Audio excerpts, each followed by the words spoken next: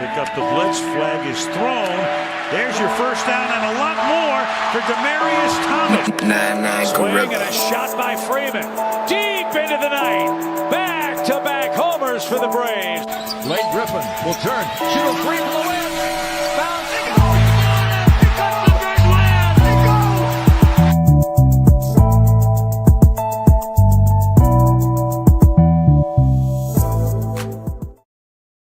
All right. Good evening.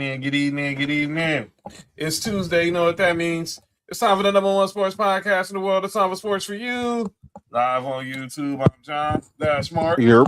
Big Freeze will be here in a little while. Be here about the top of the next hour. So we'll check in with him in about 45. And join us, as he said he would during this all season and many more appearances. As you know, the one and only Cody of Ballers and Briefs is in the building. Cody, how you been, man? Good, man. What's going on, brother? Another day on Earth, I guess. I can't gripe too much. I'm not ashes or 6 feet under the ground, so I guess that's the best way to look at it. And good to be back with the guys, talking some ball. So yeah, it's good to have you back, brother. We obviously gonna see a lot of Cody from all throughout the year, not just during football season. He'll chop in during a lot of the basketball talk. And definitely in the next few weeks, as we got combine, we got free agency, we got the franchise tag to talk about. And of course, he'll be. And we got something else dropping soon. Yeah, so y'all gotta stay tuned because we are working on something really big. Pause. The brand is working on something really special. So y'all be ready whenever that drops. Big announcement really soon about what Sports for You and Ballers and Briefs has going on. So let's just go ahead and get into what we got going on. Let's start in the world of the National Basketball Association, and obviously we're back full speed ahead with basketball. Seeing NBA on NBC is such a joy. Seeing Bob Costas and everything. So I'm gonna start with what happened on Sunday. Well, let's start. Let's pause. I'll keep the Rambo rock on, but let's start with what happened on Saturday. You know what up, JoJo? You know, hey JoJo. We're not Duke fans. Hey JoJo. Y'all know we hate Duke. Facts. So except for one of us. Yeah. I don't understand that. But my bad, Cody. My bad, Cody. But I don't know why. I think I can tell you why. I mean, I lived in Arkansas, right? And obviously I always just loved to hate on the Razorbacks. So back in the day, I just latched on to the Duke Blue Devils, I guess, back then. I always liked Coach K. But I was a Jordan fan. So everybody's like, how can you be a Jordan fan and then be a Duke fan? I'm like, I have no idea. But I always watched Duke college basketball, and I've always just been a fan. So yeah, so let's see. I was always a strange Cherokee Parks fan, though. That was weird. Not Christian Laettner or Cherokee Parks. Cherokee Parks. Oh my God, dude. With the goggles, man. Cherokee Parks could stand it. Dude, just be quiet. Just be quiet. Let me just keep the main thing. Duke, Michigan. That was a great game. Let me say this. Everyone knows it's North Carolina over here with me and Mark. Yep. But I'm not finna knock what I saw on Saturday with these stupid Blue Devils against the Wolverines. Now, first of all, I want to complain about this game. What's that? Why the hell was this game in the nation's capital? I get it. They probably scheduled this game years in advance. But man, what's up, Bella? A game like this, much as I hate Cameron Indoor Stadium, that arena would have been popping. That place is loud. As much as I hate Cameron Indoor, as much as I hate, I hate the Cameron crazies. This game should have been either at Duke or in Ann Arbor. What up, Rob? Or either in Ann Arbor. Putting this game in Capital One Arena where the Wizards play was a freaking joke. But I get it. They had it planned. They had this planned out already, so it is what it is. But this game, look, I can't stand these dudes, man. But Cam Boozer, look, man, he got it honest. Yeah, he got it honest. And the rest of these dudes were balling, but Michigan was balling. But I hate to see the number 1 team go down to these dudes, but Duke is now the new number 1. They just steamrolled Notre Dame They beat the tonight. shit out of Notre Dame, like 44 or something like that. Yeah, so but congratulations to them on unfortunately for this victory. Still North Carolina all day. But let's go ahead and get to some NBA talk. So over the weekend, good thing we have Cody here because over the weekend, his Houston Rockets, they took a loss over the weekend to the New York Knicks. We just saw get steamrolled by the Cleveland Cavaliers. The Rockets were up by being like 18 going into the fourth quarter and blew a lead. And I heard Emi Udoka said it seemed like it's a story of our season where we just keep blowing leads. Mm-hmm. So I'm gonna ask you guys, and Cody, obviously you're the Rockets fan, you're in Houston. Are the Houston Rockets a championship contender? Or are they? What I'm saying. Cody? I'll let you guys give the unbiased opinion first because I'll give the biased opinion. All right, go ahead, Mark. What up, Sam? What up, Sam? Sammy. No, I don't think so. When watching Houston, we missing one true thing, and that's a true point guard. Mm-hmm. Yeah. No, Fred hurts bad. Yeah. That's a big loss. I don't know. It seems like Kevin Durant and Sengun don't seem like they don't really get along the best. As much as I like the Thompson kid, he just don't shoot enough or well enough. He's hurt right now too. Yeah, so that's what I'm saying. Like, and then it seemed like Jabari and all of them just not consistent enough to, you know what I'm saying, where you can go get a consistent 12 to 15 from on every night. You might have games where everybody, some of them might step up, but come playoff time, you gonna need the whole team to step up. And I don't see that, especially not without a point guard. Now they saying Fred might come back this year. I just don't want him to rush back. I don't think so. And then we lost Steven Adams at the end of January. Yep. So there's your depth center, your starting center. I would assume he was a starter, I think. And then, but that hurts depth, obviously. And then, I don't know, like you said, no point guard. Let me say this: being a Rockets fan, and real ones know, not. This is before James Harden's time. Like we had good point guards in Rockets history. I mean, good Rockets teams. Stevie Franchise. We had Mad Max, Vernon Maxwell. Good point guards over the years. But you can't win. You can't win without a good point guard. Obviously, I agree. I think so. I mean, a two guard is good. A good two guard, yeah, but I'm not sure that we're not beating the damn Spurs without one. Like, yeah, I know obviously Wemby's like 8 foot tall and you can't teach that, but like still at the same time, I agree.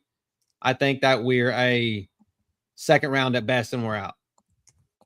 You can't teach what Wemby is, yeah. And clearly, without a true point guard, and that's one thing I didn't understand they didn't address at the trade deadline or even going into the season. You knew Fred VanVleet was going to be gone a week before training camp. I would have thought they would have made more of an effort to try to go get a point guard to replace him, even if it's just on a 1 year, even if it's just for 1 year. But obviously, they went with this tall lineup, but it's just not working because you don't really have a floor general out there. You got a bunch of playmakers, which is cool and all, but you don't have a real floor general out there that's going to organize the offense and keep things balanced and bring some balance. But and we have so much money in hurt players, though. I mean, like that's literally like our team right now. It's like 24 million in like Fred and he can't play. Steven Adams is like 14 mil. He can't play.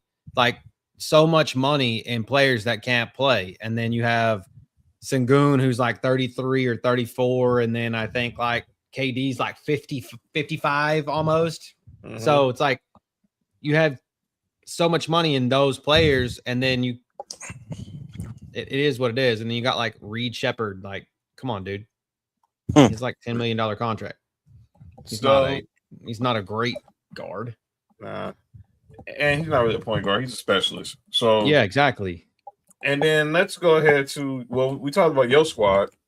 So it's only right. I'll talk about the what's wrong with my squad. So Sunday, let's go over to Sunday. Big day here in LA this past Sunday, Cody. Mark, we honored a legend. A legend got immortalized in downtown LA, and that is one Pat Riley. Pat Riley officially got his statue unveiled this past Sunday outside the Staples Center. Did a great ceremony. You had speeches from Dwayne Wade, Kareem Abdul-Jabbar, Magic, Michael Douglas. Yes, that Michael Douglas, the actor. A lot of people don't. If you know, you know. And for those who don't know, if y'all seen the movie Wall Street, Gordon Gekko is a splitting image of this statue right here. If you've never seen that movie, and him and Pat Riley became good friends after that. Yeah, The Godfather. He's great. He's been great for basketball, man. But you weren't a fan of Gordon Gekko of Wall Street? Oh, what? So yeah, but I say this: it was a good. He gave a good speech on Sunday too. All the former Showtime Lakers in attendance. You had some of the Heat. You had the Heat brass was in the house. It was in the Heat. The Heat brass was in the house as well. But that's what everyone's talking about. You know what everybody's talking about? They should be talking about the statue, and they gave a great halftime presentation for Pat Riley as well. But they're talking about this. Oh yeah, Pritchard beating the shit out of y'all. That's a third. Wasn't he the difference? Like yes. Literally, his 30-point game was like the difference in y'all's. I do remember some shit. Like I don't watch a ton of NBA, but I do watch stuff that happens, and I'm like, wasn't his 30 points the difference between? Oh, there it is, right there. There it is, 30 points. Him and Jaylen Brown pretty much owned the Lakers on Sunday afternoon. There was nothing we could do about it. And it started the game started off close, but then Boston, look, they're just better than us. The score is indicative of how this game was played the final three quarters. Boston is a better team than us. It's not even close. I hate the Celtics, and you're never gonna hear me say nothing good about Boston ever. But I'm not gonna be delusional and say that we weren't the better team going into this game. We clearly weren't, and they showed. Jaylen Brown looked like the MVP. This dude looked like the former Sixth Man of the Year, and we just got our butts kicked badly. So when you hear that comes a lot of criticism. People were complaining about the Lakers' effort, that they weren't out here trying. One in particular who was talking about that was the great James Worthy, the Hall of Fame, Big Game James. So y'all know James Worthy. It works for Spectrum Sportsnet, the Lakers network, and he was there watching the game until he had to come back in studio to talk about the game for Spectrum Sportsnet. He gave a really harsh criticism of the Lakers, and as being on the show with 2 or 3 non-Laker fans, y'all let me know what y'all think. Here's James Worthy talking about the Lakers' performance against the hated Boston Celtics. All valid. This game to me wasn't about stats and rebounds and all that. All that is the norm. Mm-hmm. No heart. Weak. No heart, weak. And it's post All-Star, and we talked about what they needed to do before All-Star. I think they didn't achieve what they wanted to there. So now you get a break and they come back. Triple game, okay. That was a tough game. They won. But tonight, this afternoon was weak. It's the Boston Celtics. Okay, no Tatum. You're at home.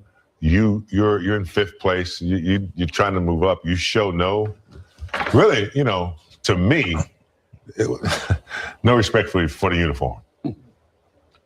Okay, when you come out and you get out rebounded, offensive rebound after offensive rebound, Pritchard, Jaylen Brown, you can sniff out weakness. Okay, when you do that, you can just dominate. That's what they did.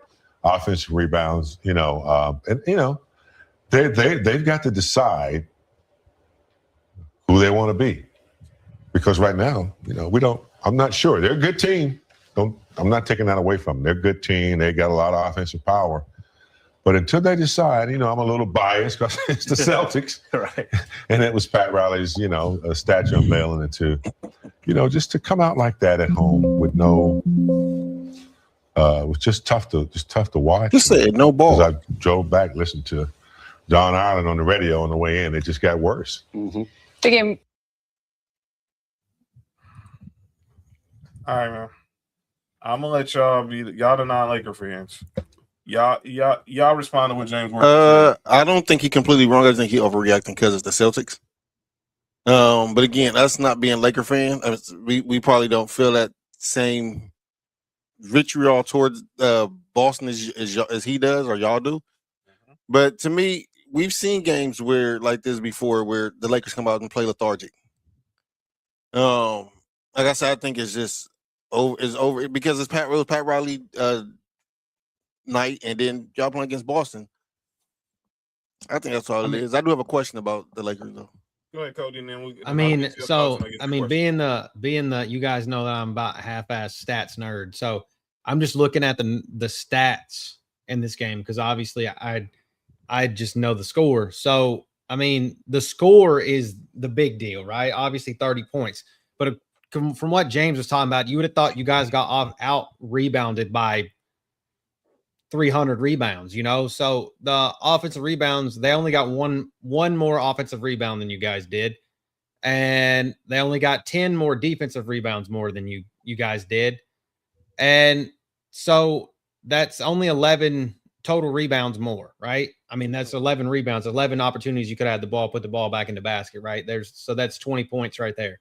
But the thing is looking at the stats, you guys didn't get beat that bad based on the stats. If it's just lollygagging and you guys are starting putting the ball in the bucket, that's on the players, not the stat line, So I see where, like, kind of to Mark's point, I feel like James is a little bit overreacting because it's like your biggest rival of all time kind of put it to you, and it makes you look bad. And I do see kind of where he says it's disrespect for the uniform, but at the same time, it's not like you just got beat by point. Like I just can't. The stats don't lie, right? Like stats show it's just points. So I guess that's maybe it. So, but I think points wise, yes, it can show a little bit of being lackadaisical, but I don't know, man. I feel like he did kind of like overreact just a tiny bit. All right, let me read some comments and then I'm going to react. So Sam said, the Celtic-Laker game angered me and embarrassed me as a Laker fan. The Lakers pissed me off even more saying they're keeping Rob. I'll get to the Rob Pelinka situation in a minute. It was like one thing, man, Rob, I forgot who I heard say it, but I think it was right. I don't think these guys have the same hate of the Celtics that those of that was Antonio Daniels who said that. He was on Sirius XM that was saying it. DeMarco was saying it. DeMarco Farr was saying it. Travis Rogers was saying it. Sam was saying the Lakers were just BSing and not playing hard, playing soft like a bunch of wussies. And AC saying that Jaylen, no, he ain't a fraud. I know what you're saying as a Laker fan, but he ain't a fraud. Let me say this. I watched the whole game. It was Daddy-Daughter Day. Watched it, took Sophie home, came back, watched the second half after Pat Riley's ceremony. But I did watch the whole game. The Celtics were the better team. Let's not act like that's not the number 2 team in the West, in the Eastern Conference we're playing, excuse me. We're the 5th best team in the West. They have what we don't have. That's athleticism, length, and defenders. And let me say this, and like to the point where Rob was saying, only people who really know probably have any true animosity towards the Celtics would be LeBron and Luka, because we know LeBron's history with the Celtics. The Celtics bounced Luka out of the finals, which is probably the reason why he got traded to the Lakers in the first place. Austin Reeves, maybe because he's been around the last 4 years. Him and Rui been around probably the last few years, whatever. But none of these dudes don't really know about this. I'm not expecting DeAndre Ayton. You know what you got with DeAndre Ayton. I don't want to hear that. As much as Michael Thompson tried to uplift his spirit, Rue may be the only other person in that, because he was with Washington for so damn long. Yeah, but maybe. That was trash. I'm gonna be honest with you. I don't even think LeBron and Luka have the hate for Celtics. Like exactly, that's what I'm saying. I don't think I agree kind of with what Mark's saying there. I think that. But I think I'm not sweating with the Lakers. I'm talking about just in general. I think LeBron hates the Celtics in general. I don't think he hates the. I think he hated that because I don't think he hate the Jason Tatum when I think it was the big three Celtics that he didn't like. I don't think everything after that. I don't think it was really after Celtics. I truly agree. But he grabbed one of the big three. Yeah, and he told Ray, said, "Come on over. Let's win a championship over here or two."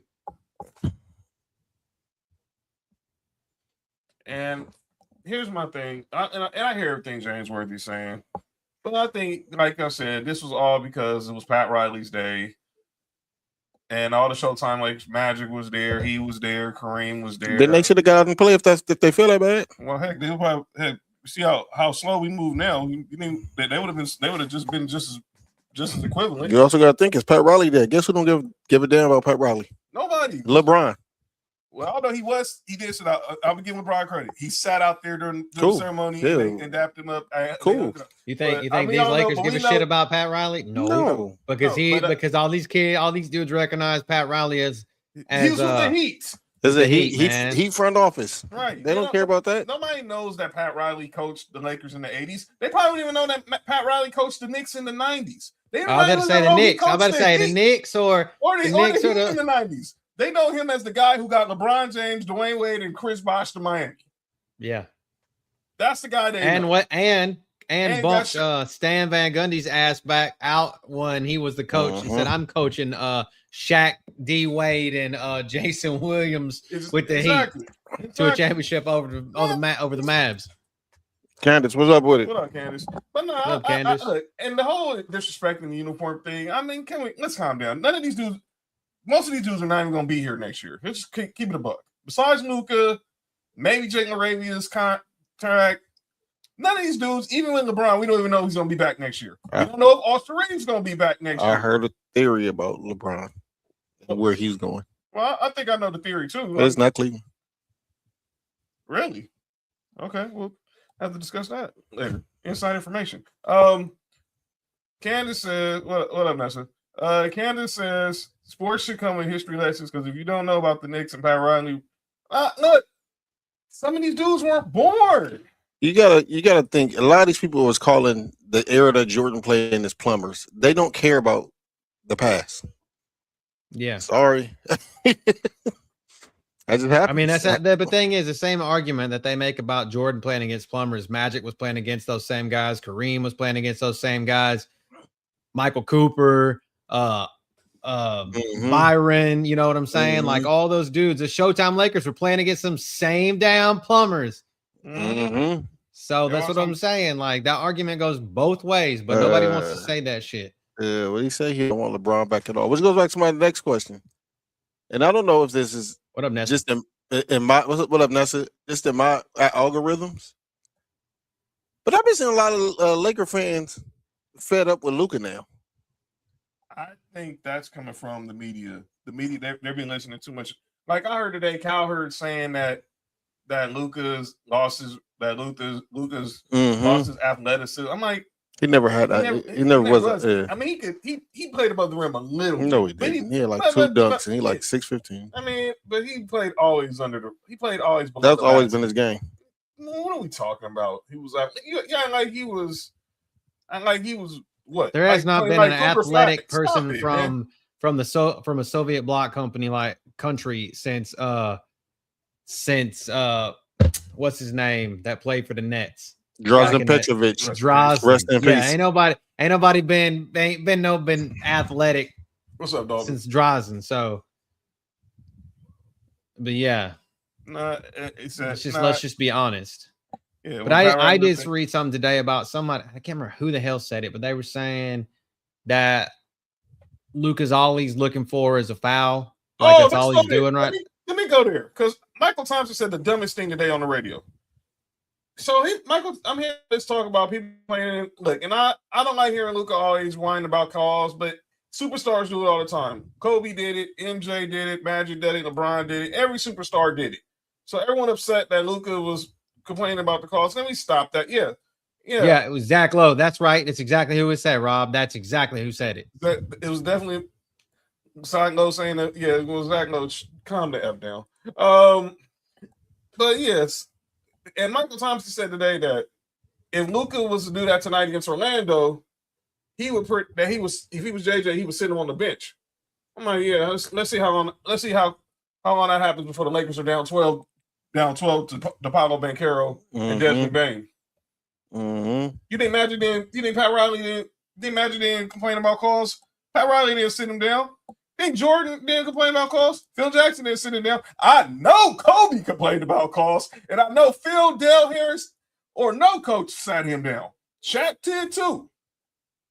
And he was getting the most. He was fouled the worst out of anybody. There's only 2 players in the NBA that's probably got fouled the most. That got the least amount of calls. Shaq and LeBron. Yep. Come on, man. What are we talking about? We gonna bench Luka. One's built like a Mack truck, and one's built like a tight end. So there you go. Man, talking about you gonna sit Luka for just to give? No, you're not. But Luka does need to give up free baskets like that though. That's what a lot of Laker fans I've been seeing say that, like, you know, if you complain about the call, that's cool, but at least get back on defense. Yes. I got an Isaiah Thomas story for another time though. I got a good one. And then that whole situation with on Sunday, Luka was complaining. Marcus Smart get called for a foul. Austin Reeves get a tech.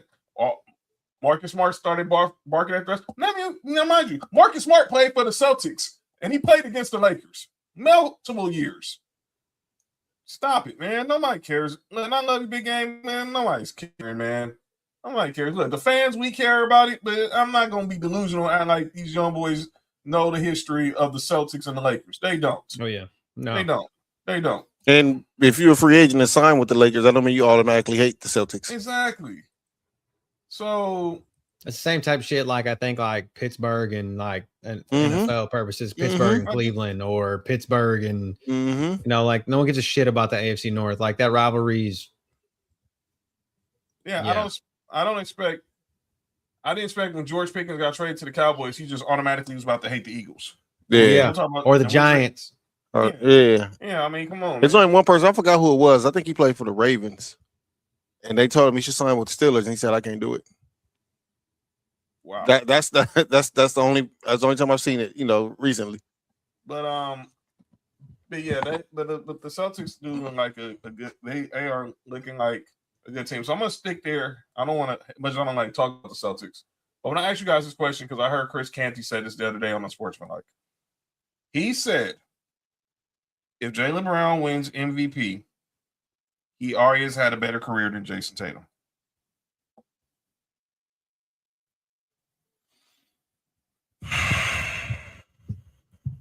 Now you got me wanting to look at what his stats look like. Because I can say right now, Jason Tatum has been on 5 All-NBA teams. Jaylen Brown's only been on 1. Now, granted, Jaylen Brown has been a Finals MVP, and Jason Tatum has notably struggled in the Finals, even when they lost to Golden State and even when they beat Dallas. But and then be clear, every year they've been teammates since 2017. Jaylen Brown came in the league in 2016. Jason Tatum came in 2017. That first year together, they went to the conference finals. They lost to LeBron and the Cavs in 7. In the game 7, where Jason Tatum put up 40 and postered LeBron. But Jaylen Brown has been more reliable when they got in the finals. Ain't no denying that. There's no denying that. None at all. None at all. But Jason Tatum he don't have an MVP, huh? He has a conference finals MVP. Jaylen Brown has a conference finals and a So- finals MVP. So if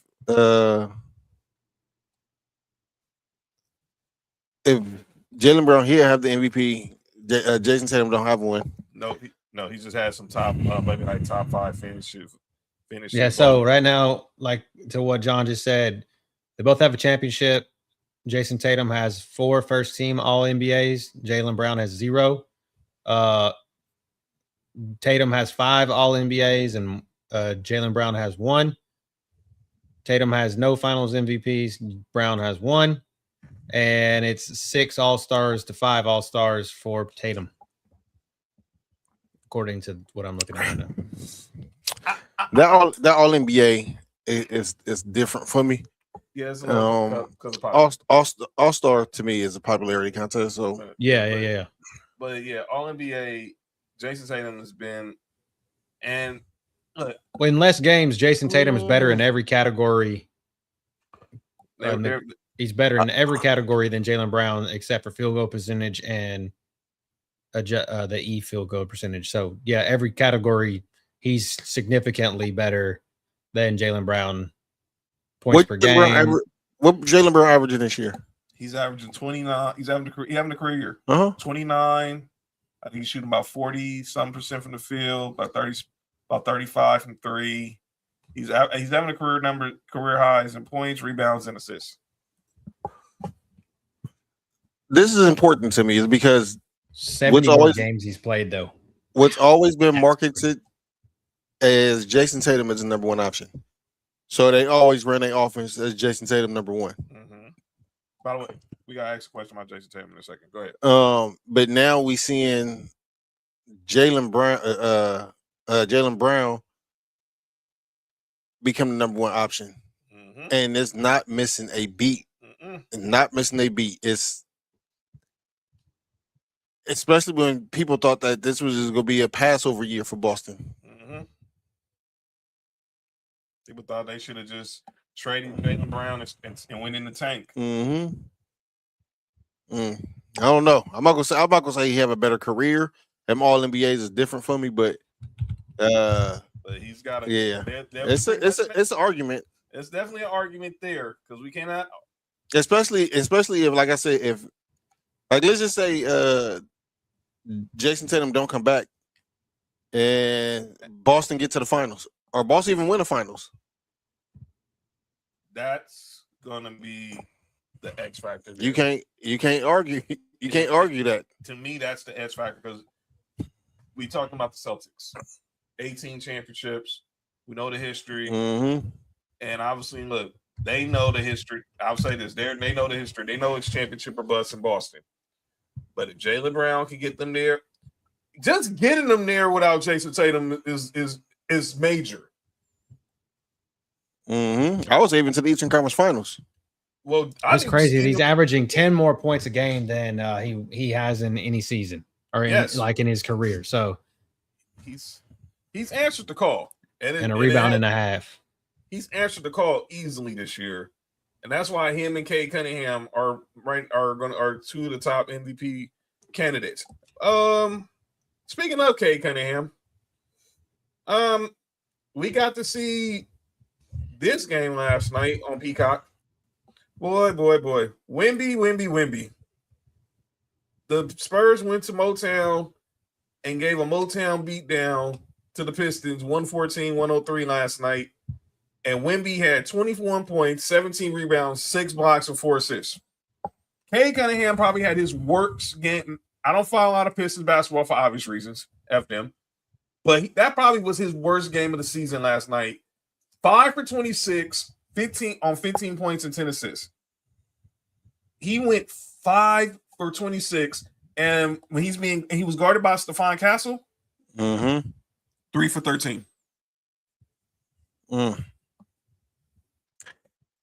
Yeah, I'm pretty sure that is his worst game of the season. But I'm not talking bad about Cade after one game. What he's been doing with Detroit.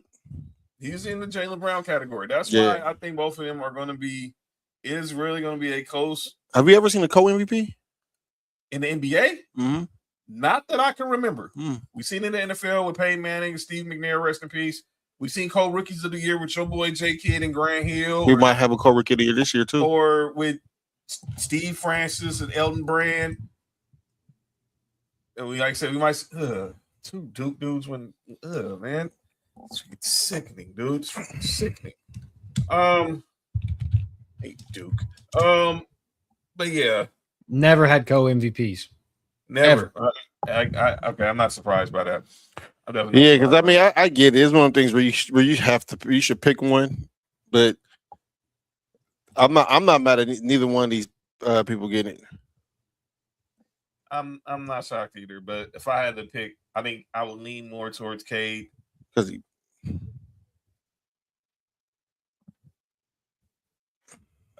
Not just because I just think what he's doing is just with the Pistons is obviously this team was just 2 years ago had one of the worst teams in the league.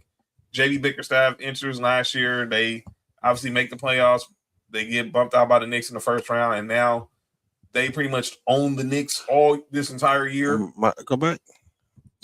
My Lakers are seriously in need of a young talent like Wemby, K, Jalen, SGA, because we don't have none of that. You know how you have to get that, Sam? You got to draft well. Wemby, number 1 pick. K. Cunningham, number 1 pick. Jalen Brown. They're both number 1. Yeah, I was going to say both are number 1 picks, right? Like, right. Yes, they were both number 1 picks. A couple years apart. Yeah. Was Paulo in between them? Yeah, it was Cade in 21. Paulo was in 22.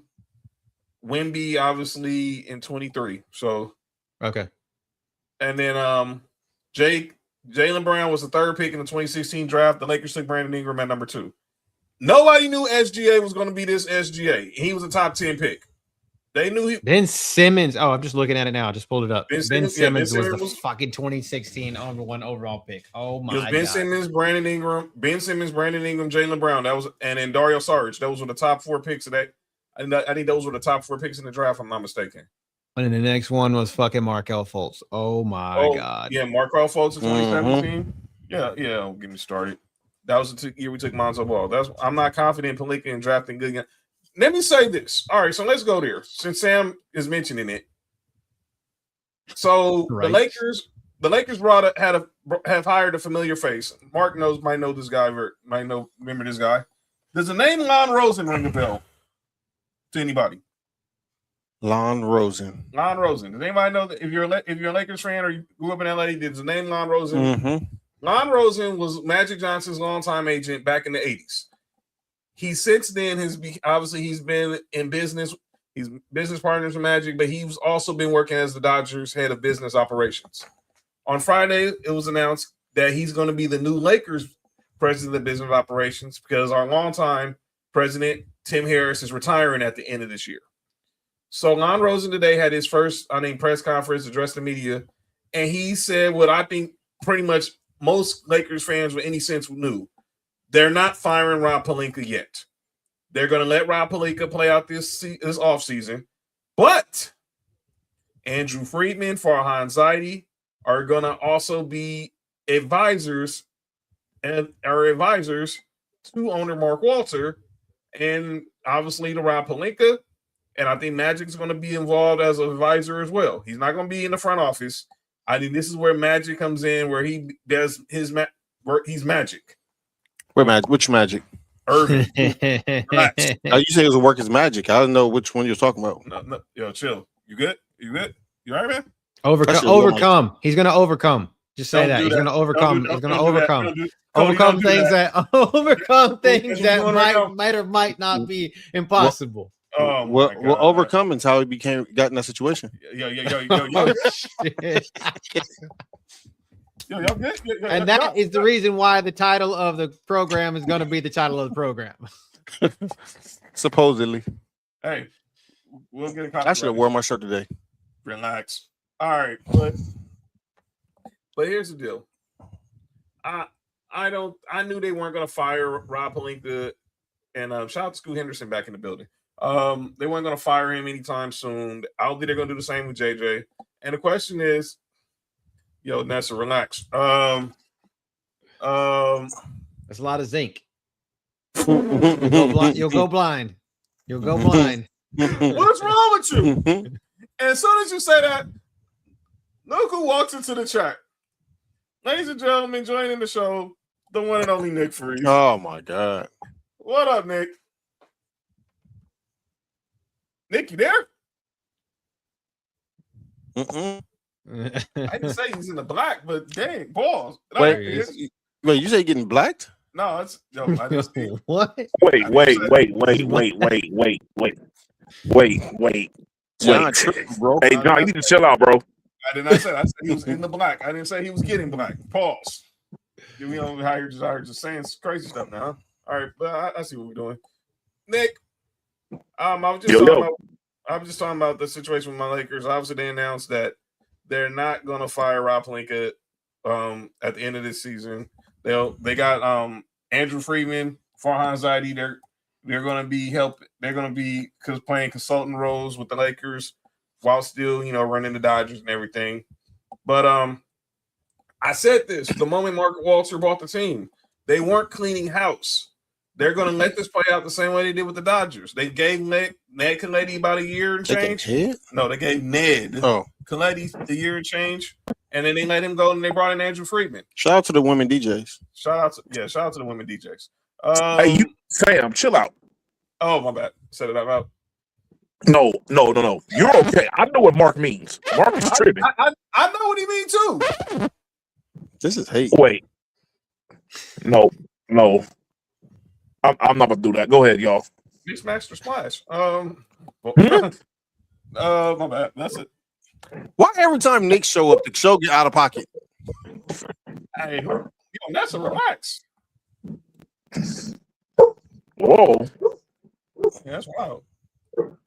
But no, he's in there talking about this situation with the Lakers and Sam wants Rob Pelinka fired. But I said that they're not firing him yet. They're gonna basically play this out, and then if things work, if Mark Walter don't like what he sees, he'll be gone. JJ will be gone, and they'll do like they did with the Dodgers, and they'll hire a new GM or president of basketball operations and hire a new head coach and go from there. And then it's on them to see if they can build a championship team. Hey, look. If I was the Lakers, you know what I would do? First and foremost, I've been said the Lakers should have got rid of Rob Pelinka when they hired him. And I never liked the moves that Rob Pelinka really did. I feel like a lot of moves for him were like either set in stone already or like grandfathered in. But it's like I feel as if like what the Dodgers did. They got them a general manager who was who was in charge of like a small franchise. He did his thing up over there. And so what you do is you bring him in now, a guy who utilized the smaller franchises assets to the utmost. What can he do with a market like LA market? And that's what he did with the Dodgers. I've got what bro's name is. John, I know for a fact John know his name. Andrew Friedman. There we go. You do one of those, and you do the same thing. Like you look around, and it don't have to necessarily be a GM. It could be a guy who's under a GM. You feel what I'm saying? Like like somebody who might be like a OKC disciple or something to that extent. Like you learn so much. You say it like OKC. Hold on, and you say the OKC disciple. They're not getting Sam Presti.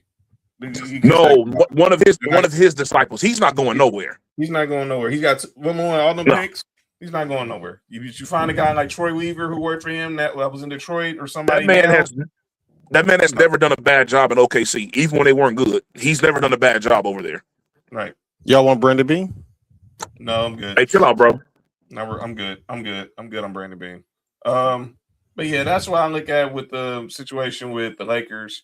We just talking about Cade and Wemby. And Nick, I'll ask you this another question we just asked. I don't know, did you hear? And you obviously, for those who don't know, Nick has been very consistent on this take that he felt that Jaylen Brown is the best player on the Celtics. So Chris, I've been telling people that for years. But Chris Canty said this the other day on Sportsmanlike that he feels if Jaylen Brown gets the MVP, then he already has had a better career than Jason Tatum. Yes, it's the truth. It's the truth. Now, look, I have an even more interesting take. I'm going to say this on today's show anyways. If Jaylen Brown gets them to, let's just say, the Eastern Conference Finals, this is going to be a very, very interesting offseason. That's all I have to say. Because some decisions are going to have to get made. And don't let them get to the finals. You don't have to even win. Just let them get there. There's going to be a whole lot of conversations going on. And I'm going to be honest with you. One of those two young ballers is not going to like it. Because one of them will be on a different team next year. If the success keeps going. The worst thing that could happen for Tatum is that this success is going on right now with Jaylen Brown as the man. This is the worst thing that could have happened for him. Because no matter how good Jason Tatum is, we all know he's great. But this hurts your stock a lot when you're not there and there's no fall off in the team. And on paper, the team is worse. On paper. They don't have Porzingis. They don't have Drew Holiday. They don't have Al Horford. Shit, they don't have Tatum. You feel what I'm saying? And I said this before. When it's Jason Tatum's team, his second best player is Jaylen Brown. This Jaylen Brown team, his second best player is Derek White. That's nothing against Derek White, but that's a big ass drop between Derek White and Jaylen Brown to Derek White. And they're playing very, very well. I agree. But I'm gonna get your final thoughts on this before we get over to the football talk. What did you make of what James Worthy said about the Lakers on Sunday? What did he say about? I think I was at work on Sunday. So let me paraphrase it. He basically said they played with no heart and they disrespected the uniform for going out there getting their butts kicked by the Celtics. Oh Lord! All right, extremely overdramatic because it's the Celtics. It's James Worthy because he's always overdramatic every time y'all play the Celtics. But to say the team disrespecting the uniform, that's old man talk. You feel what I'm saying? You can't be great 82 games a year. You feel what I'm saying? There's gonna be off days. Hell, the motherfucking 72-10 Bulls still lost 10 games. You feel what I'm saying? The Warriors still lost 9 games throughout the regular season. Like, you can't be perfect every single night. I think the problem is the same thing they've had all year. They have no defenders. I've been saying that, and the interior defense is trash. And I've been saying that. What did you expect the Celtics to do? Just not play defense, not actually expose their weaknesses. Peyton Pritchard was like he put Jared Vanderbilt on skates on Sunday. Oh, the male Caitlin Clark. Oh man. Oh, can we go there? So let me say this. As much as I hate the Celtics, let me say this. As much as I hate the Celtics, I got to give shout outs to Peyton Pritchard. Because every time he made a basket, he went right to Reggie Miller after he was making his baskets. So if it wasn't another story,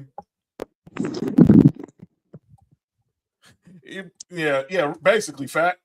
But so on the premiere of Sunday Night Basketball, Caitlin Clark is now being hired as a contributor for the NBA on NBC during the offseason. And Reggie Miller was asked with her to her face, who does her game remind you of?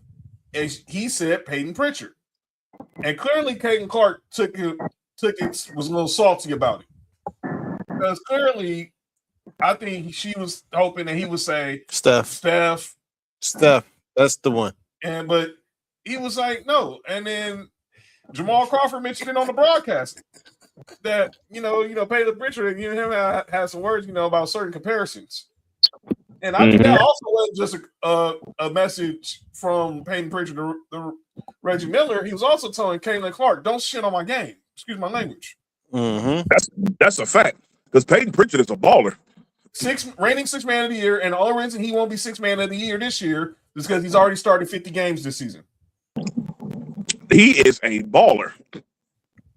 For sure. But yeah. When he gets his chance to shine, he shines for sure.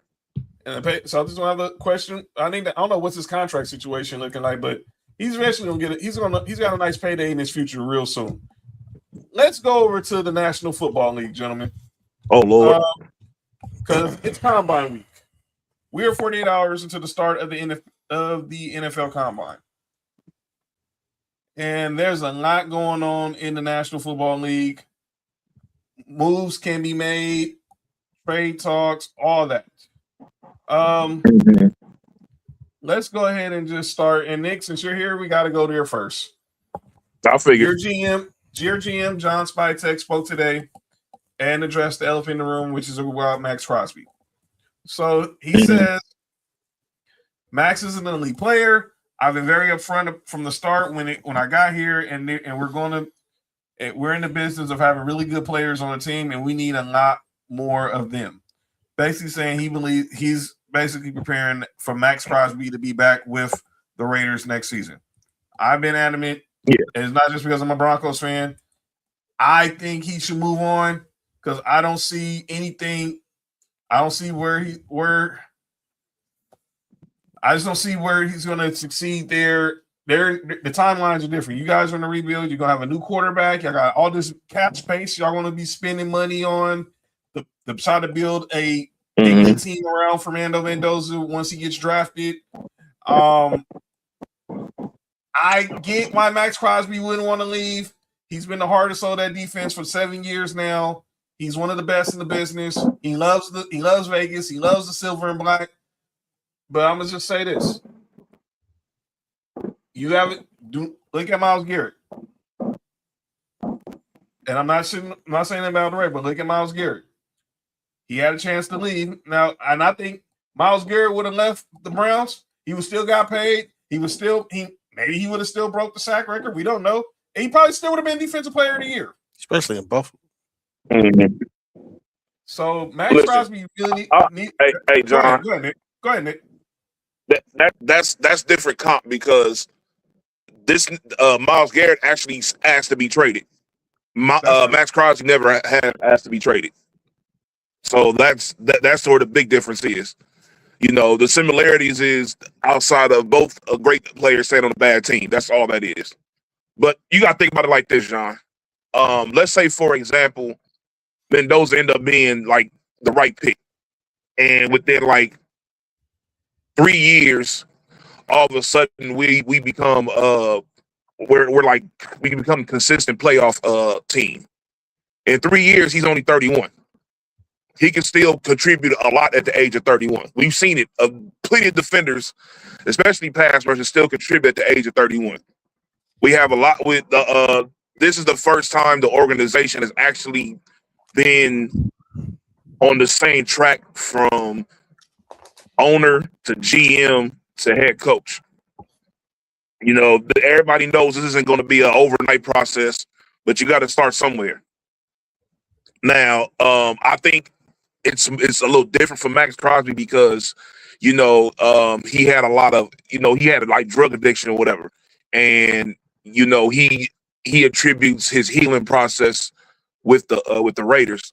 So I think it's a little bit deeper than like just football for him as far as being on the team. That's what I think personally. Because I ain't gonna lie, in his predicament, I would have left too. You know, much as I love my team, you feel me? Like I've given y'all so much. What can I do? Charles Woodson did it. And we still love Charles Woodson within Raider Nation. We never look bad at him for doing it. Nobody talks down about Charles Woodson leaving the first time because we understand. So, you know, that's where I think as far as Max Crosby, his connection with the Raiders is a little bit different. He puts them as like, y'all help me more than just get paid and become this great player. Y'all help me like in life, which is probably why he has the Raiders tattoo. Cody, what you think about the Max Crosby situation? Honestly, like I think that he's his last contract was what, like a 3-year deal, and he signed that in like at this time last year, right around the same time last year. Yep. I think yes. That he did. Man, as much as I want to see the dude succeed, I don't want to see him fail. That's not what I'm saying. I think that like he might be that type, like kind of like what Nick said. This could be this could be one of those things like they turn around immediately, and this team is the Washington Commanders of 2 years ago with Mendoza. Not that I'm saying that Mendoza's Jaden Daniels, but at the same time, nobody expects shit from them, and then they come in and they make a run as a wild card team, or for some reason the Chiefs are still bad because Mahomes has a setback or some shit like that, and then your Broncos decide to fall off or something because Davis Webb is calling plays or something like that. So I don't know. I think that like this is his chance in the turnaround, and that this could be something that he's had, and I feel like maybe this is kind of the most competent group that he's had in his tenure with the Rams. I mean, with the Raiders, excuse me. So I think he should stay, to be honest. I love to see him go, but I don't think this is Myles Garrett with the Browns. I feel like the Raiders are a little bit more of a coherent organization as opposed to what that shit is in Cleveland. So yeah, that's my 2 cents. I think he's great, and I think he does a lot with a little bit. So, Mark, what you think? I think he should stay. No, I think he should leave, but I think what's gonna happen ultimately is he's gonna end up staying. Like what Nick said, I think it's more than just football. And when it comes to things like that, you have to respect that. I mean, they got to trade him too, though. So that's what I'm saying. Like, he's not. But that's the thing. Like, he's not like he's a free agent. Yeah, but if they open up trade talks, they'll get a good haul for him. Word is, if the Raiders were to trade Max Crosby, they want a Micah Parsons like package for him. So basically, talking about they would get that because his contract is cheap. $30 million, yeah, for what he does. His contract is cheap. His contract is cheap as fuck. They want 2 wins and an experienced player, but we'll see. I think even if this happens, it's not going to be no time soon. They'll probably go into training camp, but there's going to be a lot of teams trying to talk to the Raiders about Max Crosby over the next 48 hours for the next weekend while everybody's in Indy for the combine. Some NFL news to talk about. No surprise here. The Falcons, they're going to part ways with Kirk Cousins the first day of free agency. If you were Kirk Cousins,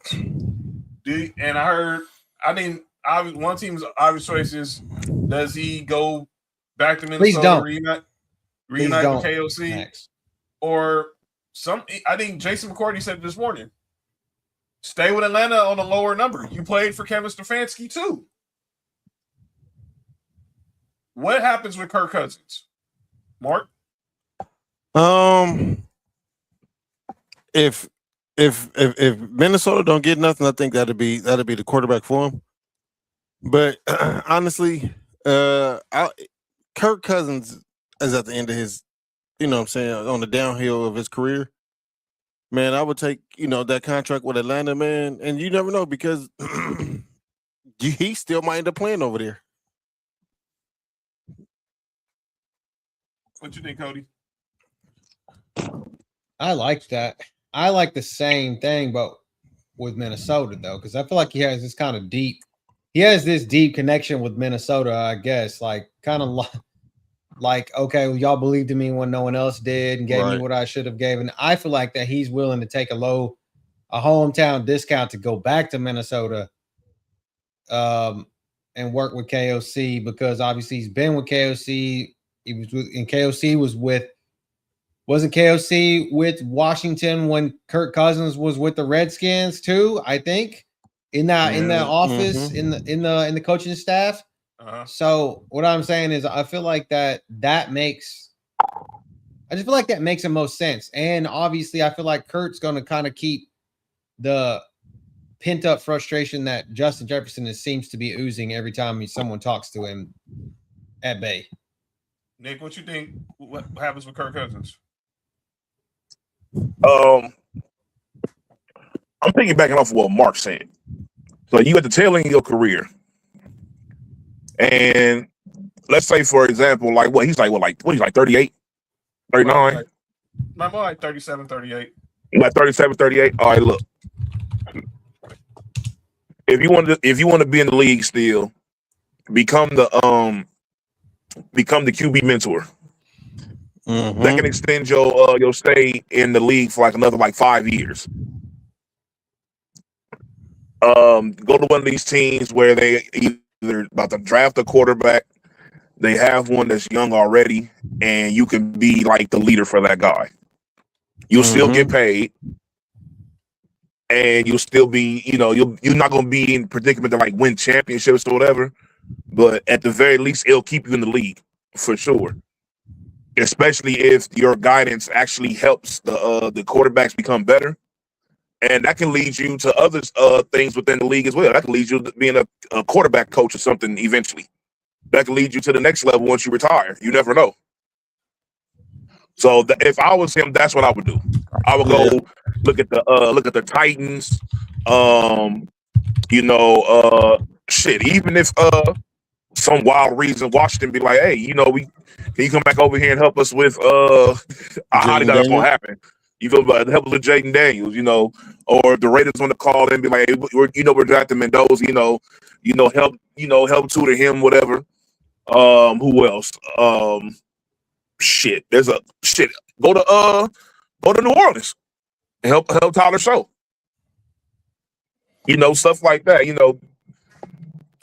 Or even established veterans that are good, go to their team because you never like, for example, fucking go to Indianapolis because for sure. You might get playing time there.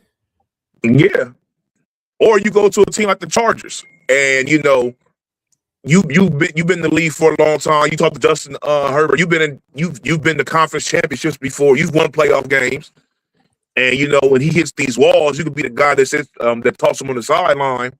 That can be like, "Hey, man, look, you can get through this if blah blah. Don't worry about this. Have that positive in his ear of somebody who's actually experienced it before. No matter how good you are, you've done it before. He's been to the conference. He lost, but he's been to the conference game before. I agree. You feel me? Let's go to some other news in the NFL world. I did not say that. NFL worm. Hey, AJ Brown, relax. I tell AJ Brown to relax. No. Oh. So Nick Sirianni spoke with Kimberly Martin at the Combine and was talking about the trade speculation surrounding Arthur Juan Brown. Will AJ be here next season? I think we're still in the spot. Like, I can't guarantee how anything is going to play out into next season. I think I'm going to be the coach next season, but you can't guarantee anything past tomorrow. Oh my God! What are you talking about? What are you, the fucking wearing green and purple and run around with question marks on you? The fucking Riddler? Like, come on now! Like, what the fuck is this? Just do you want it or not? If you do, throw him the ball. If you don't, let him go somewhere that will. I don't understand what's going on with the. I really don't understand what's going on with the freaking Eagles. Bella, get your team. Get your team, Bella. I really don't. I really don't understand. It's always something that you just don't get with these guys. I mean, common sense. Do you want the guy on your team or not? It's rocket science. Do you want the guy on your team or you don't? Just yes or no. And does he want to stay? Stop doing all this stupid crap. Now, personally, I think he's gone. I'm just saying that I think he's gone. But clearly they're gonna play the waiting game, see how this plays out. They're gonna play the waiting game and see how this plays out in the offseason. But I do not see AJ Brown back with the Philadelphia Eagles next season. That's the bottom line.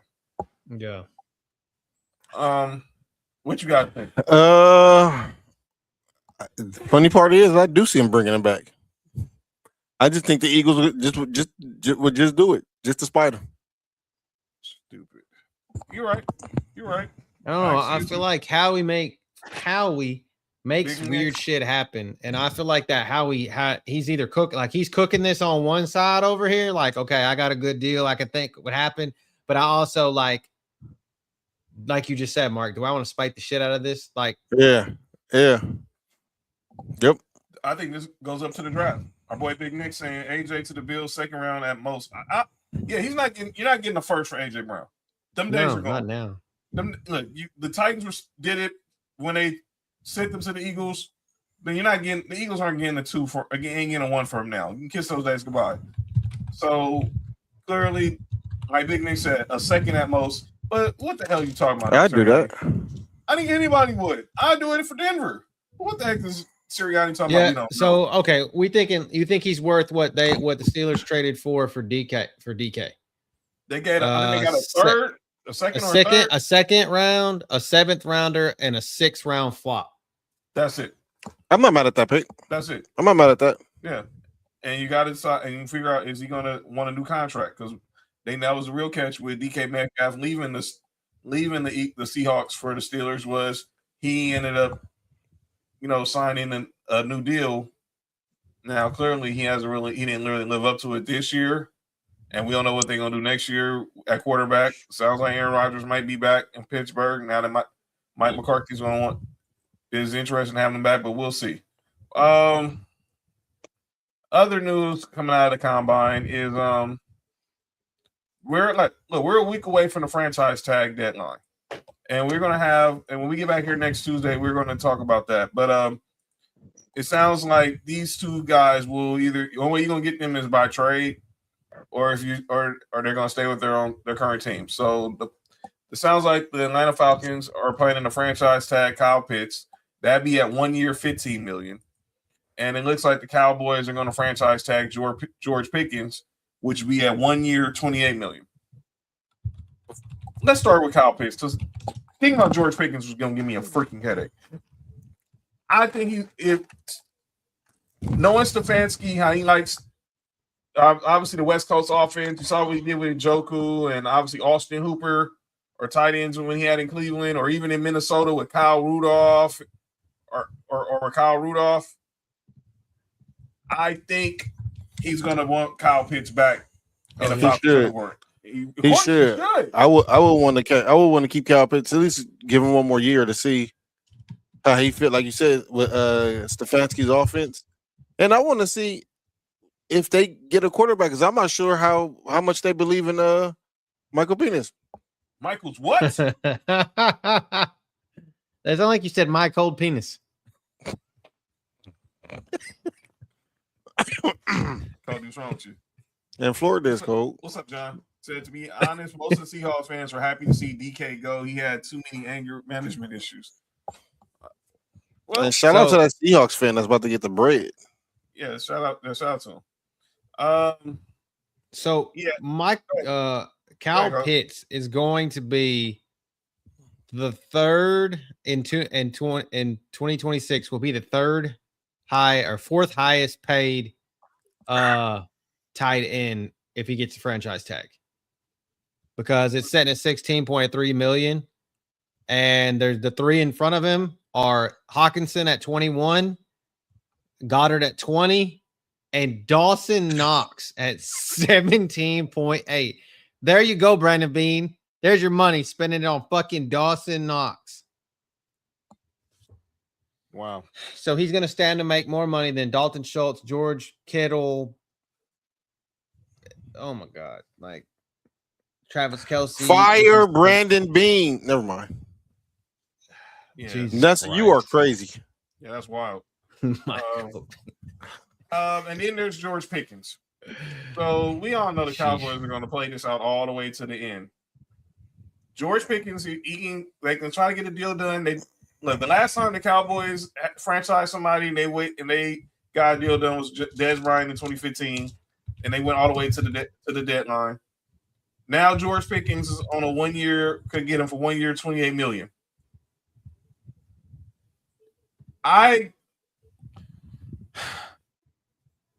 You know this dude better than we do, Mark. I mean, he played for your school, man. Do you roll the dice and try to sign him long term, or do you see if he is this? If I'm Dallas, make a prove deal. If I'm Dallas, yes, you sign him. You pair him with, man. Yes, you sign him. That shouldn't even be a question. Yeah. That shouldn't even. You shouldn't even be no second thought about that. Look, you got before I get to Cody, you got the Javonte Williams deal done. I'm happy for my former Bronco. Go sign Brandon Aubrey now, and then y'all need to go ahead and y'all go. Did he turn? Is it true he rejected the contract? Cool. Yes, he wants more Aubrey. money. Yes. He wants more money. Yes. And they're thinking about putting a first round or a second round tender on his ass. I'll definitely they'll put a first round tender because. By the way, did you hear this story with the UFL? Yes, sir. Give me them 4-point, 60-yard field goals. UFL, Give it to me. Which is of course ran by The Rock, his ex-wife, and obviously he partners with Disney and Fox, with ESPN and Fox. Redbird Capital, yeah. And they're going to experiment this year where if a team attempts a 60-yard field goal or longer, then that's going to be 4 points as opposed to the traditional 3. Oh, the Jaguars kicker gonna be having 4 points all year long. That's what I'm saying. I think in the NFL we could do it, but I want it to be from 65. Hey, 65-yard. If you kick a 65-yard field goal, give it to me. Give me 4 points all the time. Hey, is the first round tender Travis Hunter wife? Yo, you good? My bad. All right, but they need to get this done. But knowing Jerry. Max Crosby come to LA with the Rams. We'll trade. We can trade Byron Young. Well, y'all got. Look, I don't think. Let Max Crosby will decide where he want to go. You about to give them first round picks too, Sam. Yeah. You're not getting Sam Crosby and keeping them 2 first round picks. Right. But the thing, what I was saying is about with George. Kind of back to George here. $28 million. Okay, so that puts him right as we speak, and this is today. That puts him directly at number 8, tied at number 8 with Devontae Adams. So do you think George Pickens is better than Devontae Adams, Nico Collins, T. Higgins, Stephon Diggs? Those are that's 28, 27, 26 and a half, 26 and a half. And yeah. And you got people that above him, DJ Moore at 28 and a half, Michael Pittman Jr. at 29, DK at 31, Amon-Ra 31.1. Chris Godwin at 33.6, CD at 38.4, and Jetta at 38.9. By the These way, are cap hits going in 2026. Oh, do y'all know who Isaac Rochelle is? Name sounds familiar. He used to play for the Raiders and Chargers. He went to Notre Dame. He was yeah. He was journeyman. He now works for NFL Network on Good Morning Football.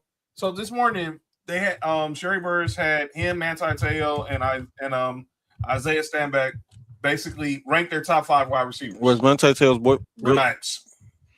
By the way, and for some odd reason, I remember Rochelle. I've seen that dude on yeah. His wife is big on TikTok. I see him always talking about what they do with jerseys and shit. Yeah. But anyway, he did not have Justin Jefferson as the top 5 wide receiver. Shout out to Florida titties. Your look was like exactly like mine, Cody. You had Jameson. Obviously, look, he had Puka, he had Jamar Chase on there. Oh goddamn! I gotta look that up now. I'm sure it's on the internet somewhere. Yeah, it was on Good Morning Football. It was either today or I think it was yesterday. He was on Good Morning Football and did. I was like, what are you talking about? But yeah, you need to go ahead. They need to go ahead and sign George Pickens. Get that done. Get that done. And get that done. Oh my God.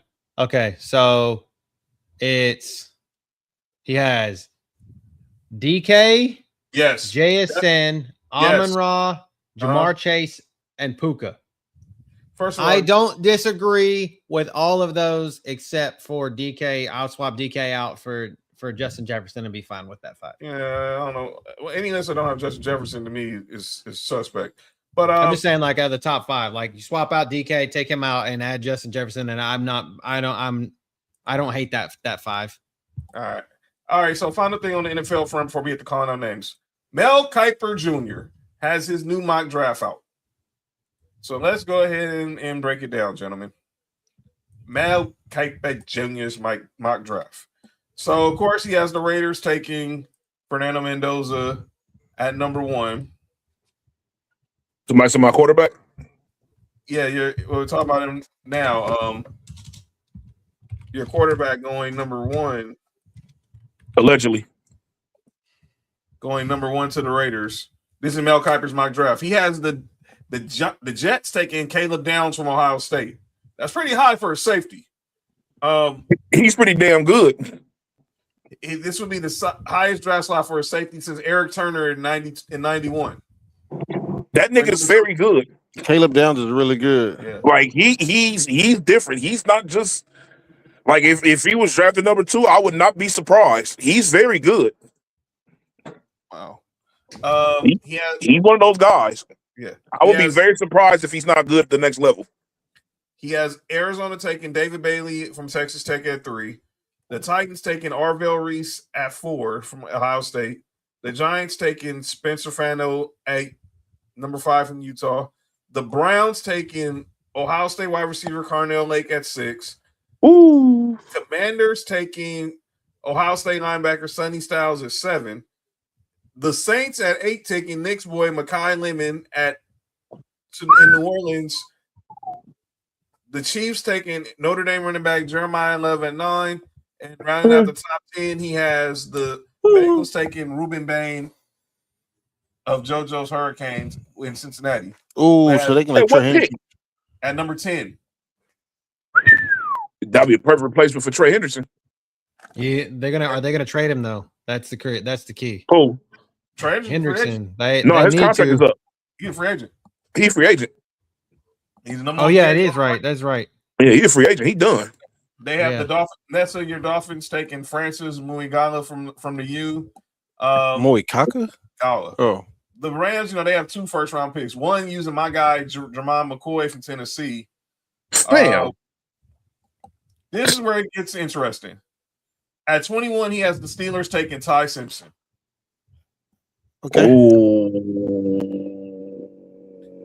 Has the Eagles taking Kenyon Sadiq or be fucking pissed if that happens. The tight end? Yes. Fam. Hey man, I need somebody to draft him. Dallas Goedert is a free agent too, right? Oh, yes. Shit. I need for somebody to wait. Yeah. That's gotta go.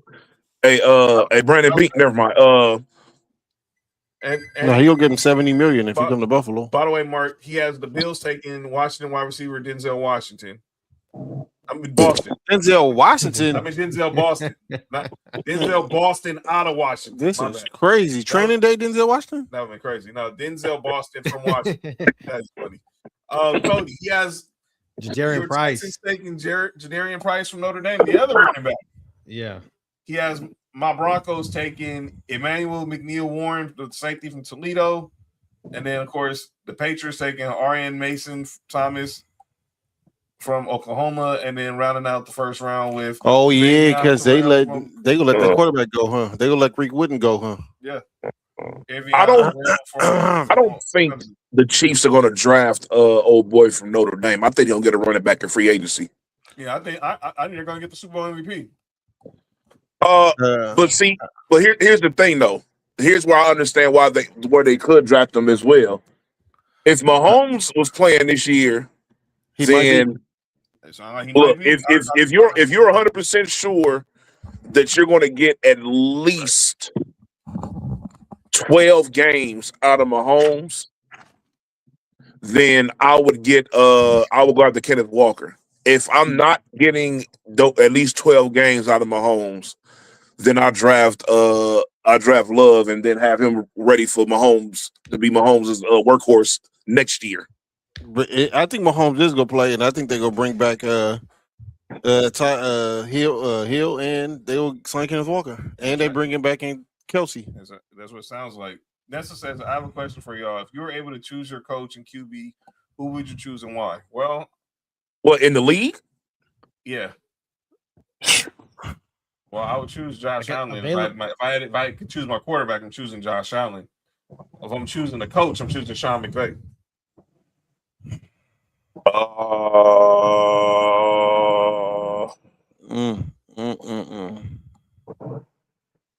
That's a good. I think I would. It would. Like active quarterbacks right now. Yes. I'll probably have Joe Burrow with maybe Shanahan. Pretty much the same thing. I didn't put him in the West Coast offense. He'd be perfect. Well, Mark, you already got your QB, but who would you want to be? Who besides Joe Brady? Anybody, one of us. Josh Allen. I'm not mad at McVay. Shanahan. Mike McDaniel. You know what I'm saying? I just don't like Mike McDaniel as a head coach. Yeah, as an OC, he's amazing. The Chargers gonna go crazy next year. Justin Herbert has no excuse. I would have loved to have him as an OC, but probably I love McVay, man. I like what he does well with the Rams offense, with or without weapons. And what about you, Cody? I mean, you guys have kind of said it, so I have to go off this cup. I do like the Josh Allen and I like Josh Allen and Shanahan. Because I feel like that would work. Like it would work because I feel like Josh Allen could be so much of what kind of like John Elway was back in the day when he would just pull the ball down and run it. And he could throw the ball too. But if I couldn't pick them, I would say just going totally just opposite of that, man. I feel like the upside that you could see in if he doesn't just totally just blow it, I think that maybe somebody like if you would have got like Jackson Dart with a Sean McVay, or like someone like just a super uber athletic young guy with the Sean McVay, let him kind of just mold him, you know. So, but I like the Josh Allen and Shanahan. I think that's probably the best way that I would go. Hey. Definitely not the asshole that we're not gonna trade. Man, hey, I ain't gonna lie. I think Drake May with Sean McVay go crazy too. How about Patrick Mahomes and Andy Reid? Yeah. I mean, I guess most Kansas City fans will say that. Well, I don't know. It only works at its best when Airbnb is there, and coincidentally, he's back. Go figure. You said good nigga. I said go figure. Oh. Whoa. All right. Let's get to the segment that's often imitated, never duplicated. Mark out here tripping. John. I don't know what fucking on John on. I ain't say shit. Anyway, we know John. Yep. Relax. Let's go ahead and shut up, Nick. Let's go ahead and get to calling out names. All right. I'm gonna start this off. My first calling out names. What the hell are we doing? What are we doing? Man. Oh Lord! Wait, when is this? Is this for real? Yes, it's for real. Why do you not think I was talking shit about it in the chat? No, that's why Floyd's come out of retirement for this fight. So let me be clear for those who want to know, because I think everybody why is Floyd coming out of retirement and fighting Mike Tyson? You're fighting Manny Pacquiao again.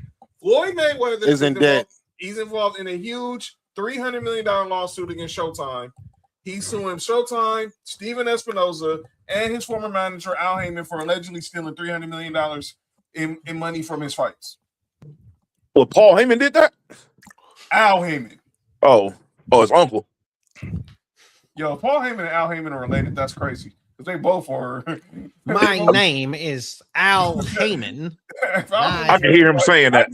I can see it. And you know the crazy part is if you see Al Heyman, you would think he's just a shiesty. Y'all think it's two families with Heyman names? Yo, you good? Wait. What names you say? Nah. We're not skipping over that. What did you just say? This dude said, I said Heyman. This dude says Hyman. Oh, they're spelled different. Crazy. They're spelled different. Damn it. Hey. And it's gonna be at the Spear. At the who? At the Spear. Bro, that's what. Never mind. That shit's gonna be. That's what they toys. That's what they use in Africa as a sex toy. Yo, man. Yo, you crazy. My next call out names. I want to talk about this as a group, but Darren Peterson. Oh, Lord. He criticized, about his low management. So now he comes out and said, basketball is my life. If I could have been out there every game this year, I would have. If you would have asked me last year what were my goals this year, I would never mention missing games. Shut the F up, young boy. Hey.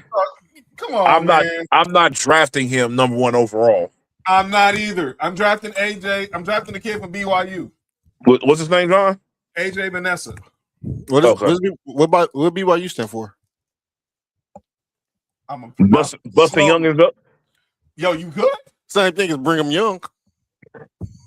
Let me. You know what you just did here. I know what you just did here.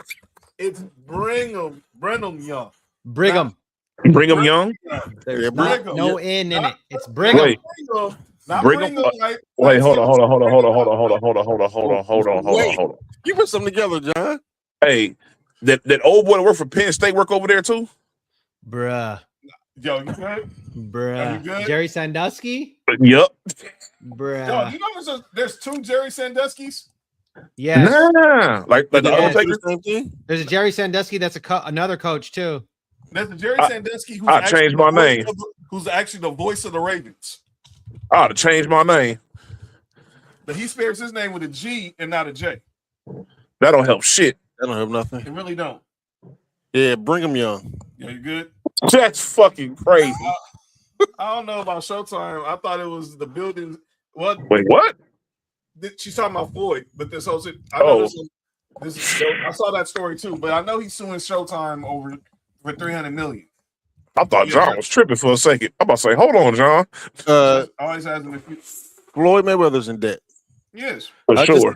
I just seen With him the do a mafia. commercial for vodka. Do y'all know Floyd Mayweather ain't never took a drink of alcohol in his life? At all. Never. Yeah. Anyway, go ahead. All right. I got two more, but I'm gonna go to this one first because I want to say the last one for Nick. Kendrick Perkins, and I brought this. Oh, This Lord. was a conversation in our group chat on Saturday that clearly got a lot of people upset. Hold on, Sam. We got you in our prayers, whatever you're going through. Yeah, don't worry. We got you, Sam. Stay strong, brother. Yes, sir. Kendrick Perkins. So they were talking about all these players coming out in the draft this year because it's going to be a loaded draft. Kendrick Perkins said probably the most blasphemous thing about. So Darius Acuff, we all know, is the point guard at Arkansas playing for John Calipari. Oh, no. He said No, this is not. on- Kendrick didn't say that. you He did right not now. say that he was the best player He that he's is ever the coached. Right? best guard that John Calipari has Oh, coached. I'm fuck not off. talking about NBA Hurt. career, college career. Right. The man is averaging 22 points, shooting 50+% from the field and 40 from the three. Here go the graphic.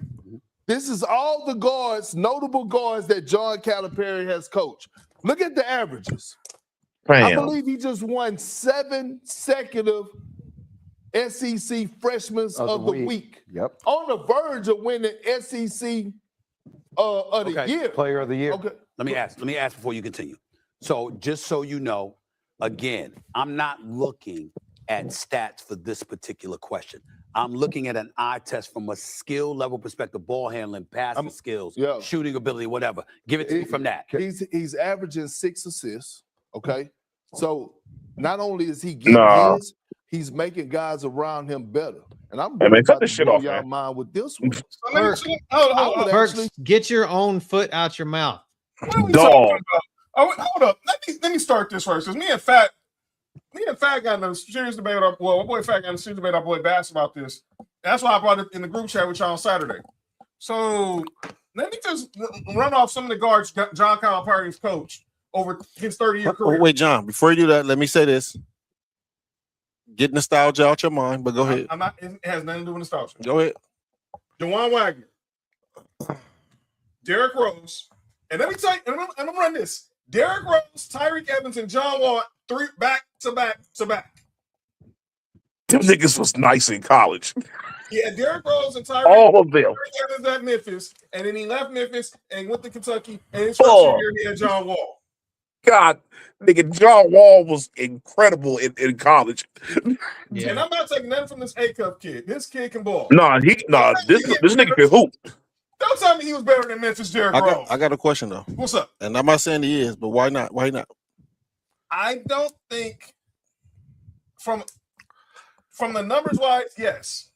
I think skill wise, I think D Rose, Tyreek Evans are more skillful point guards in school than to me. I'm not gonna put down the Kentucky guards because they had a loaded team around them.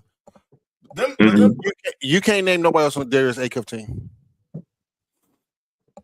Well, Douglas Roberts, who could you name on? That's why I said. That's why I'm leaving the Kentucky names out. But you said even then, you said outside of Chris Douglas Roberts. It's not outside of nobody with Arkansas. I can't But see nobody on the one. And On top of that, at Memphis, who was Memphis playing? exactly. I'm gonna be real. This is the first point guard I've seen him do what he does in a long time. Because usually he has his point guards even his star players in general. Mm-hmm. He keeps them on like a short leash. He does. And I think that's where people are like putting that in a perspective of where now imagine if he didn't keep the short leash on like a John Wall or I think the more comparable one is Derrick Rose. I like John Wall for too. sure. I think the more comparable one is Derrick Rose. Oh, for sure. Because I do have Derrick Rose better than this kid, and I can't explain Yeah. why neither.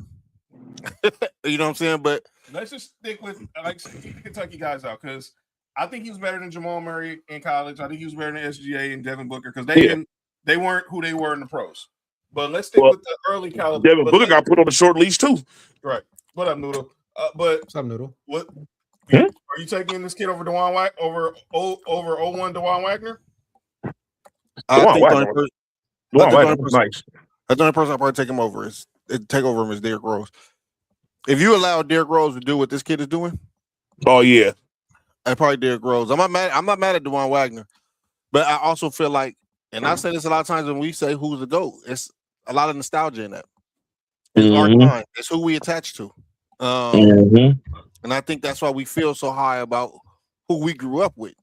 I think also the fact of the matter is like, and I'm saying this as someone who was exposed to Memphis basketball a lot in college. That the Memphis basketball team, kind of what you said though, Mark, kind of to your point, who were they playing? They were playing a bunch of shit asses in the American Conference, I think is when they were, or they were in the Conference USA at that time, whichever one of the fucking conferences they were in. But like the thing about it is I can still name about 4 players off of that team, or at least 2 other than Derrick Rose, just because I watched that Memphis team and I thought that Memphis team was decent, and then they made some noise in the tournament, right? Right. I think that what we see, how you feel like you can downplay it now is Arkansas is an SEC team. Arkansas has a somewhat reputable within the last 3 decades of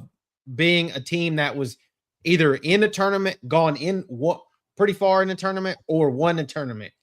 And Memphis we just never felt like that. We never thought Memphis or Memphis State at the time or whatever was ever going to be worth the shit. And I felt like Derrick Rose held that team up where to propel. Yep. We expect this John Calipari with a bucket full of money in Arkansas, and this kid should just be good. So that's my thing. And like Calipari was kind of younger in his career. I just feel like it was like the expectations. We had less expectations and got more from Derrick Rose's team than we have higher expectation, and they're getting the same or less from this Arkansas kid. That's just me being. So like I said, I'm keeping Jamal Murray, I'm keeping Devin Booker, I'm keeping SG out of this. Out of the 4 names I've named, which was John Wall, Derrick Rose, Tyreek Evans, and Dewan Wagner, how many of them are you taking? How many of those are you taking over Darius Acuff? I'm personally taking Derrick Rose and John Wall over him. That's just me. Everybody else is understandable because he's better than all the other dudes were up over there in Kentucky. You know, De'Aaron Fox, all of them. Like he played better than they did up over there. He looked better on the basketball court than those guys did. What about Tyreek? You taking Acuff over Tyreek Evans at Memphis? Tyreek Evans was a problem at Memphis. Woo! I might have them as a tie. Tyreek Evans is a problem. That might be a tie because man, he was crazy at Memphis. I think about Tyreek because obviously I can't remember who Reek had with him at Memphis. I know Derrick Rose had CDR with him. Mm-hmm. And Dorsey. Dorsey. Oh yeah, Dorsey. Yep. Joey Dorsey. Yep. Joey Dorsey. Yeah. Do you want to say Ken Dorsey? Don't say Ken Dorsey on the show. And then I don't know who that is. Jesus Christ. All right, my last call out names. But I do want to say, John, I'm not mad at you for that calling out names, but I don't think Kendrick Perkins was as off as what a lot of people try to make him out to be when you really sit down and look at the numbers. Oh, numbers wise, he's better than all of them. And when you look at the gameplay, dog, like I think he's the best shooter out of everybody that you named. Mm-hmm. I just think that like it's just something about Derrick Rose for me that just is top notch for me. I ain't mad at that. So this last one is kind of. They beat Oklahoma that year in the tournament, didn't they? Who? Memphis. They went to the Natty. They lost to Kansas. They lost to that Mario Chalmers team. Which is how the I know. Which I'm saying, didn't they beat Oklahoma on the way to go up over there? Yeah, they beat Adrian Peterson. They beat, no, that was Blake Griffin's team. Blake Griffin's Oklahoma. What's wrong with you? What I said? You said Adrian Peterson. No, Well, he only beat Kid. It's like Jason White and them dudes. Excuse me. What'd you just say, Nick? Oh, no, nothing. Go ahead. Wow. All right, my last one it's kind of for Nick, but I gotta say it as Artie Moreno. I'm sorry, Nick. I feel for you, dog. You're my guy, man. This ticked me off for you. So Artie Moreno, the owner of the Angels, said the number one thing Angels fans want is affordability. They want affordability. They want safety, and they want to get experience. When they come to the ballpark, believe it or not, winning is not in their top 5. For me, I've always wanted to win. What's the cost of winning right now? Shut up. No, John. Let me. I'm gonna let you have at it. But let me just say, excuse me. Pause. You can never outrun bad ownership. And let me say this with Nick. He's dealt with this with Donald Sterling, at Al Davis at the end of his life, even now with Mark Davis. But this dude takes the cake for dumbest owner. All the owners of your squads. You want to talk about who's delusional? Ever. In the history of sports. And like I said this to our boy Bass, who's also an Angels fan. It's like, and I know where Nick's gonna go. How the heck do you have two of the greatest players of all time in your era, and you've only won one playoff game? But saying the fans care about affordability, okay, that's all good and all because fans don't want to pay high. Nobody gives a shit about that. Nobody cares. If people are going to go to the games, they're going to go to the games. I've watched exactly. 4 million people went to Dodgers games last year. So if you want to spend the money, you're going to spend the money. Thank you. Who was the Angels owner when they won the World Series? It was Gene Autry. No, okay. Yeah, it wasn't this piece of shit. It was Gene I thought it wasn't. Oh, okay. It was who you thought it was? I thought it was Disney when that. I thought Disney owned it. It was Disney. Disney when they became Anaheim. Disney bought the team from Gene Autry. It was Disney. Yeah, I thought it was Disney. I was like, I thought Disney owned it. Well, Disney need to buy it back. But go ahead, Nick. I'm gonna let you have at it before Mark Cody. But this is your go ahead, John. Is it safe at Dodger games? If you wear an opposing jersey? Yep. No, it's fine. We know the blind stove situation. We ain't gonna. Every Dodger game I've been to, I've seen a fight happen. Right. But guess what? It doesn't matter because it doesn't matter. The team is winning. This affordability thing. If the team is winning, nobody gives a shit how much the tickets cost. They're gonna go see them. The Dodger tickets will be $500 at the very least everywhere. They'll be sold out every nosebleeds. And people still gonna be up over there. Yeah, they'll be sold out every game. Every game. Because they're winning. Winning cures everything. And this idiot right here doesn't understand that. You wasted so many years and so much talent on the team. And there's so many moves that could have been done. When y'all didn't sign Vladdy back to the fucking contract. Exactly. Oh I'm still mad about that. Wow. Yeah, he an asshole because he should have been and traded your outfitter to the Braves. He should have traded him. He should have traded Ohtani. There's no way in hell that Ohtani should have left our team without us getting shit. There's no way in hell, especially you already knowing that he's going to leave. I don't give a damn what other teams give me. He's y'all problem once he leaves from over here. If he won and done from y'all, oh well. Somebody will take a chance. This dude's an idiot.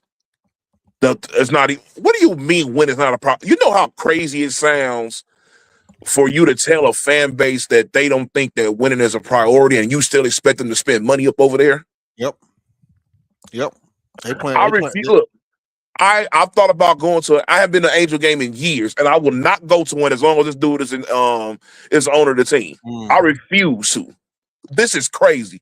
I'll still support the team, but as long as I'm not putting no money into this dude's pocket. I hear you. Go ahead, Mark. I don't have nothing to say about this. He's an idiot. I think that they should vet some of these owners before they become owners. I heard a theory. I'm gonna give this to Cody, then I heard a theory from John Ireland today. You'll give what to Cody? No, I'm gonna let Cody have his take, but I want to say John Ireland had an idea today on the radio. If you have 10 bad seasons as a franchise, you should be forced to forfeit your franchise. Yes. You should not go. You should not be able to own a team for a decade and just hemorrhage money off of them. If you were any other line of business and your business was this bad for this long, you would have had to bankrupt. Pretty much. Go ahead, Cody. I'm just saying, like, this is levels of the movie Major League bad. Wow. Like that's how bad this is. This, and no shade to the Angels whatsoever, but like I just feel like that this team is shit. They have one of the worst winning percentages of all time. And it's only gotten worse statistically in the past 2 decades since they won a World Series, and have had, like what Nick just said, you've had some of the greatest players to ever lace up a pair of cleats play for your organization. I've always thought Mike Trout was overvalued, but that's just me. But Ohtani, I ain't got no arguments for that. And then got players like I just said, like Vladdy, and you got players like the guy I think's the best Angel of all time, Garrett Anderson, and Hello. You got Jim Edmonds, a guy that I loved watching when I watched Cardinals baseball. So guys like that, like it just Jared Weaver, like just fucking dudes, and y'all suck. Like it, like and look at the idiots he gave money to. It just get Tim Salmon, John Lackey, Torrey Hunter. I just can name a shit ton of Angels players that played for them, and I just felt like that it was just like, why are you not better than what you are when the American League West at times was very bad?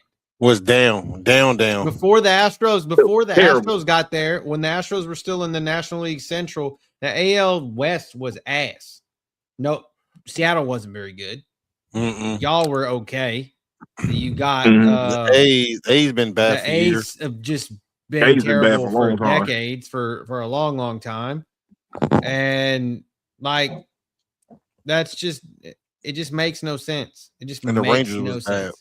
Yeah, Rangers were mediocre. I mean, they kind of ran it in the middle of the 2000s, but they were another one of those teams that had a really good roster that couldn't do shit with it, and they go to the playoff, to this World Series, and get beat. So I'm just saying, I think it's stupid. I really do. I like that what you just said, John, where if you have a bunch of bad seasons like in a row, that you should come under fire at least as an owner and be like, hey, this is what we need to do. I mean, I don't know. Sub 500 is just terrible as a sports organization at all. Like under 500 in the 82 game season is just terrible. All right, Mark, you got anybody calling our names? Stephen A. Smith. For a couple of nights ago, LeBron crossed 43,000 points, right? Oh shit! I think Wemby had a good game. Kay Cunningham had that great game. You know what Stephen A. Smith was talking about? What? LeBron dressing. Can I clean that up? Because I know where he went. That didn't start with Stephen A. That started with Pat Riley. Cool. With everything that's going on. We got a fight? With everything that's going on, I don't think the NBA dressing should even be talking about. Like, we had 4 or 5 different topics where you can get at least a good 10 to 15 minutes out of each one of those topics, especially with the panel members on there. Mm-hmm. And Stephen A. Smith was talking about how he used to come into games, and he blaming LeBron. This is blame LeBron era. He didn't blame it on LeBron. I watched the segment. Oh, okay. He didn't blame it on LeBron. But it started with Pat Riley basically criticizing coaches post the pandemic for not going back to suits and still wearing the practice clothes in the games. Me personally, I don't care. Nobody's forcing coaches to still wear the team jackets in their warm-ups. Because Ty Lue said it. I got suits in my closet I still ain't wore. You can wear them if you want to. But Pat Riley need to understand this also the same way with Stephen A. Times are different. David Stern's not here anymore. Because the dress code was brought in by David Stern as a overreaction to what happened at the Mountains. Because 30 seconds Iverson. Well, that too, but AI ended up being the poster boy for it. But let's be clear, it was go ahead. I think NBA coaches should wear the uniform like MLB players, coaches. Yep. Can you imagine like Steve Kerr in the full Warriors uniform? I don't want to see Steve Kerr wearing no NBA uniform. Put the jersey on. Like more fan. Man, dog. Hey, that nigga's being warm the whole fucking time. That should be crazy. Exactly. Like Larry Bird in the 3-point contest. No, man. Wait, hold on now. Nah, hey. Larry Bird. Larry Joe also walked in there and said, "Who coming in second?" Yeah. Like everybody tried to mock it this year, the 3-point contest. Only one, but Dame was the only one that was successful. Go ahead, Nick. Who do I have on calling out? Well, you already discussed sorry ass Artie. I hate Artie Moreno. Oh man, that is like, bruh. I can't wait until I was so happy when I heard that he was gonna sell the team, and then he changed his mind. And I'm like, bro, I still don't to this day don't understand that. Sell the team. But man, fuck him. What else I have one calling out names? Oh my god. Damn, I forgot who it was. It had something to do with I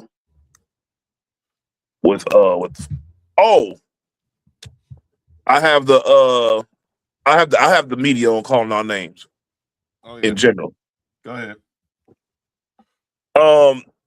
If you guys, I hate hearing these. I have these sources. Or this unnamed person is saying this about that situation. Man, Mark said this a long time ago. So I put y'all names on some of these quotes. Stop being scary.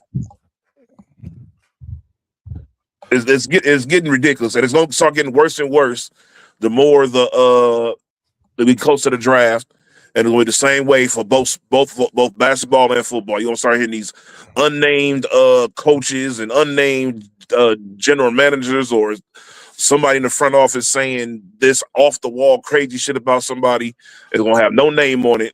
And it's gonna be so downgrading to trying to beat to somebody's stock. And I'm just tired of this shit, bro. It happens every year. The shit gets annoying. Put your name on it. And look, at least when Perkins says something, he stands on what he's saying. Yep. You feel what I'm saying? That's all I'm saying. If you're gonna go ahead and say something, go ahead and you just go out there and just do it. Stop being scary and deal with the criticism, whether you're right or wrong. Dalton, can they still on the Lakers? Yes, some way, somehow, I have no idea that he's still on the Lakers. Oh, and I want to give a huge shout out to the Indiana Pacers for trading us Benedict Mathurin. Benedict Mathurin? Because he has been going crazy on our team. Holy shit. Yeah.